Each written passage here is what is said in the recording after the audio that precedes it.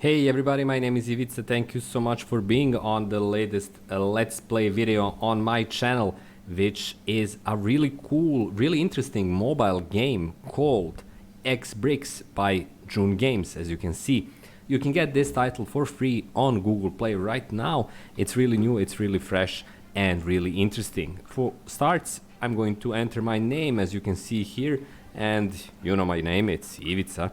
And from there on out, I'm going to show you XBricks and why it's a really cool, really interesting and really awesome puzzle platformer action arcade. So here we have it. The really simple setup is that you control this ball by presenting it with a target. So it's a really famous, even really old system of gameplay mechanic.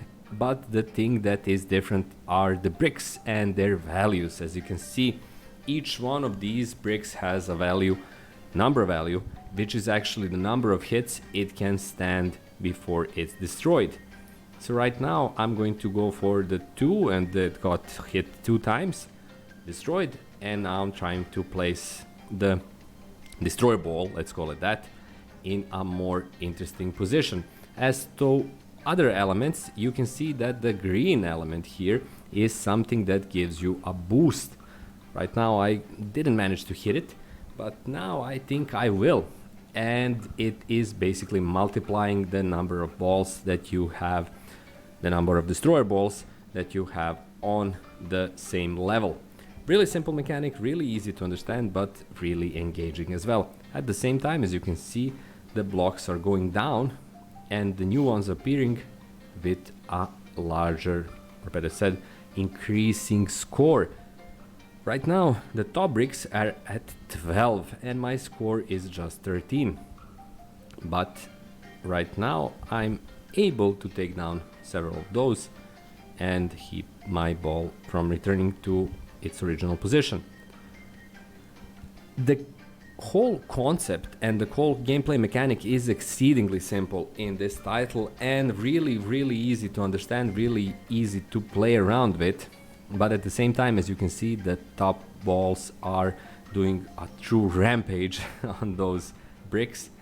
It is still something that demands a lot of mastery because the physics of the ball is really interesting, and it's actually one of those elements that make, or not just that element, but elements in general that make Unity, in which this game is created or was created, so effective when it comes to mobile, casual or hyper casual titles, being that the simple physics here, as you can see, all of the balls when they return to the lower position of the screen are immediately recalled to the same position. Right now I'm left without any bricks that I can kind of attack or destroy, which is why I'm going to kind of do a new game. I'm going to reset it and start from scratch and see if I can do a better score than 21. Top score 21, not bad, but let's see if I can increase that. So again, as you can see, the bricks are at a really low level. They're just 1s and 2s, and with each new level or new set of bricks, the upper bricks are increasing in score. Right now we're at level or turn 5, let's call it like that, and the bricks are getting harder and harder to be destroyed with a single shot. Right now I actually got lucky and the same basic brick setup is almost completely destroyed, but here are several 6s and these are a lot more demanding. And at the same time, as you can see, the number of balls that are kind of getting into the match is getting also a boost, but it's not helping that much if you're really saturated with so many additional balls, as you can see. Also, an additional interesting element is this feature right below my starting position, which is basically what I did now, a recall, which allows the players to recall the balls or the single ball, destroyer ball, before the next turn. Now the whole setup, again, super simple, super casual, but super engaging. anyone who is into puzzle games will appreciate this title a lot, being that it offers, again, a super simple setup, super easy to understand, super easy to engage with, but still loads of fun. Right now, the level of challenge isn't that high still, being that we're still at, let's say, around 16, but I'm going to try later on and allow basically my level to get more complex. I'm going to return all of my destroyer balls before they can do damage, so that we can see what happens later on as you progress through the levels and actually get to a point where it's a lot harder to not only score points but survive basically. Still at this point not so much challenging, being that I have only so many balls, destroyer balls, and there are not that many tiles or bricks that I need to destroy. But now I'm going to try and recall my attacker or destroyer balls and try to kind of clutter my level. As you can see, I'm allowing all of 17 of my destroyer balls to be recalled, and now the level is a lot complex, a lot more demanding. I'm sending all of them up to the upper part of the level and seeing what kind of damage they can do to kind of, yeah, allow me to make the match more interesting.